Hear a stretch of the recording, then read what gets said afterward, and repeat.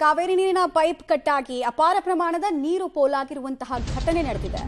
3 ಅಂತಸ್ತಿನ ಬಿಲ್ಡಿಂಗ್ ವರೆಗೂ ಕೂಡ ನೀರು ಚಿಮ್ಮಿರೋದು ಗೊತ್ತಾಗ್ತಾ ಇದೆ.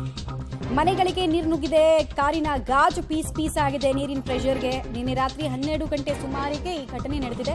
ಸುಮಾರು 3 ಗಂಟೆಗಳ ಕಾಲ ನೀರು ಪೋಲಾಗಿದೆ. ಅಧಿಕಾರಿಗಳಿಗೆ ಮಾಹಿತಿಯನ್ನ ಕೊಟ್ಟರು, ಇಲ್ಲಿ ತನಕ ಅಧಿಕಾರಿಗಳು ಸ್ಥಳಕ್ಕೆ ಬಂದಿಲ್ಲ ಅನ್ನೋ ವಿಚಾರ ಗೊತ್ತಾಗ್ತಾ ಇದೆ. ಸಹಜವಾಗಿ ವಿಚಾರ ನಿವಾಸಿಗಳನ್ನ ಕೆರಳಿಸಿ ಬಿಟ್ಟಿದೆ. ಕಾವೇರಿ ನೀರಿನ ಪೈಪ್ ಕಟ್ಟಾದ ಪ್ರಮಾಣ ದೃಶ್ಯಾವಳಿಗಳಲ್ಲಿ ನೋಡ್ತಾ ಇದ್ದೀರಾ ನೀವು. ಕಾರಂಜಿ ರೀತಿಯಲ್ಲಿ ನೀರು ಚಿಮ್ಮಿದೆ. ಸೊ ಇಷ್ಟೆಲ್ಲ ಅಧ್ವಾನಗಳಾಗಿ ಅವಾಂತರಗಳಾದ್ರೂ ಕೂಡ ಸ್ಪಾಟ್ ವಿಸಿಟ್ ಅನ್ನ ಅಧಿಕಾರಿಗಳು ಮಾಡೋದಕ್ಕೆ ಇನ್ನೂ ಟೈಮ್ ಸಿಕ್ಕಿಲ್ಲ. ಅವ್ರಿಗೆ ಪಾಪ ಇನ್ನೂ ಬೆಳಗಾಗಿಲ್ಲ, ಬೆಳಕು ಹರಿದಿಲ್ಲ, ಅವರ ಬೆಳಗು ಇನ್ನೂ ಕೂಡ ಆಗಿಲ್ಲ ಅನ್ನೋದು ದುರ್ದೈವದ ಸಂಗತಿ. ಕಾರಿನ ಗ್ಲಾಸ್ ಎಲ್ಲ ಪೀಸ್ ಆಗಿದೆ. ಮತ್ತೆ ಇಡೀ ರೋಡ್ನ ಪರಿಸ್ಥಿತಿ ನೀವು ಗಮನಿಸ್ತಾ ಇದ್ದೀರಾ. ವರ್ಕ್ ಅನ್ನು ಎಷ್ಟು ಅದ್ಭುತವಾಗಿ ಮಾಡಿದ್ದಾರೆ, ಹಾಗೂ ಆಗಿರುವಂತಹ ಅಧ್ವಾನವನ್ನ ಸರಿಪಡಿಸೋದಕ್ಕೆ ಇಲ್ಲಿ ತನಕ ಟೈಮ್ ಸಿಕ್ಕಿಲ್ಲ ಅನ್ನೋದು ಗೊತ್ತಾಗ್ತಾ ಇದೆ. ಮನೆಯವರಿಗೆಲ್ಲ ತೀರಾ ಪ್ರಾಬ್ಲಮ್ ಆಗಿರೋದು ಗೊತ್ತಾಗ್ತಾ ಇದೆ. BWSSP ಬಗ್ಗೆ ಇದು ಮೊದಲ ಕಂಪ್ಲೇಂಟ್ ಅಲ್ಲ. ಯಾವ ಆಫೀಸರ್ಸು ಯಾರಾಗಲಿ ರಾತ್ರಿ 12 ಗಂಟೆಲಿದ್ದ ನಾವು ಫೋನ್ ಮಾಡ್ತಾ ಇದ್ದೀವಿ, ಯಾರು ಅದಕ್ಕೆ ರೆಸ್ಪಾನ್ಸ್ ಮಾಡ್ತಾ ಇಲ್ಲ.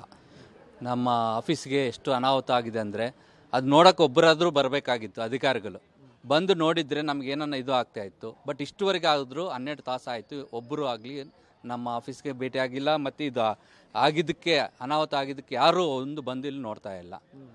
ಸೊ ನಮ್ಮ ಕಾರು ಮತ್ತು ನಮ್ಮ ಫರ್ನಿಚರ್ಸು, ನಮ್ಮ ಕಂಪ್ಯೂಟರ್ಸು ಮತ್ತು ಪ್ರಿಂಟರ್ಸು ಮತ್ತು ಮೈಕು ಅವೆಲ್ಲ ಕೆಟ್ಟೋಗಿದೆ. ಮೊದಲು ಈ ಮುಂದೆಗಡೆ ಇರೋ ಮನೆಯಲ್ಲಿ ನೀರು ಹರಿತಾ ಇತ್ತು. ಸ್ವಲ್ಪ ಆದಮೇಲೆ ಅದು ಸ್ವಲ್ಪ ಆದಮೇಲೆ ಇಲ್ಲಿದ್ದ ಸ್ವಲ್ಪ ಒಳಗಡೆ ಅದು ಭೂಮಿ ಕೆಳಗಡೆ ಹೋಗಿ ಸ್ವಲ್ಪ ನೀರು ಬಂದು ಫ್ರೆಜರ್ಗೆ ಅದು 3 ಅಂತಸ್ತು ಮೇಲೆ ಆ ಕಡೆ ನೀರು ಬೀಳ್ತಾ ಇತ್ತು. ಪಕ್ಕದ ಮನೆಗೆ ಹೋಗಿಲ್ಲ, ಹಿಂದಗಡೆ ಮನೆ, ನಮ್ಮ ಆಫೀಸ್ ಹಿಂದಗಡೆ ಇರೋ ಮನೆಗೆ ಕಲ್ಲು ಮತ್ತು ಮಣ್ಣು ಎಲ್ಲ ಅಲ್ಲಿ ಸಿಡಿದು ಅವರು ಕೂಡ ಗಾಬರಿ ಆಗಿ ರಾತ್ರಿ ಹೊರಗಡೆ ಬಂದು ನೋಡ್ತಾ ಇದ್ರು. ಸೊ ಇಲ್ಲೆಲ್ಲ ಚಿಕ್ಕದೊಂದು ರಿವರ್ ಟೈಪ್ ಆಗಿತ್ತು, ನೀರೆಲ್ಲ ಹರಿದು ಕೆಳಗಡೆ ಹೋಗಿ